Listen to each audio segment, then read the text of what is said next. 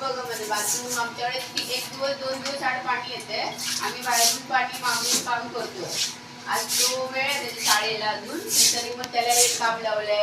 मग त्याला मशीनचे कपडे मशीन लावायला लावले. मी चपात्याला काढते घरात. जेवण आपण काय बनवू शकतच नाही. बघा आम्ही आता फक्त चपात्या आणि मुगाची उसळ एवढंच बनवणार आहे. कारण जेवण त्याला आम्ही टाकीत टाकीत पाणी बघा प्यायच्या तेवढंच आहे ते.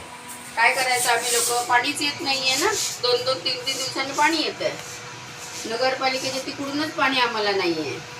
काहीतरी त्यांचा बिघाड झालाय ना, तोडफोड. त्यांचं हमेशा बाईंदरमध्ये तरी हमेशा पाण्याचा प्रॉब्लेमच असतो. चांगलं ते वोटिंग होती तोपर्यंत चांगलं पाणी आलं. आता झालंय पाण्याचा सत्यानाश झाला. आता कसं जेवायचं, चपात्या भाज्या करायच्या खायच्या. आता मी करते, आता उसळ करेन कारण त्याला डब्याला लागणार ना आयांना माझ्या. हे माझे नातू आहेत 2, वंश आणि आयान. त्यांचं मी तयारी करते. आणि तो बाथरूम धुतोय. आता पाणी बाहेरचं आलं की मग आम्ही आज टोपात पाणी तापवणार आहे आणि मग आंघोळी घेणार आहे. म्हणजे आज फक्त आमची बायंदाची ही कंडिशन आहे.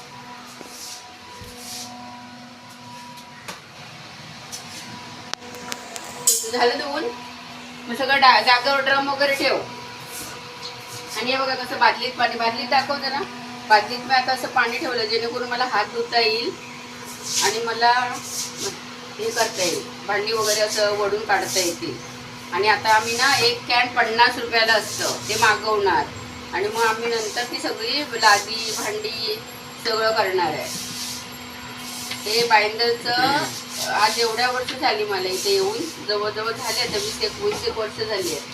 पाणी असंच असतं, एक दिवस पाणी आलं दुसऱ्या दिवशी पाणी नाही.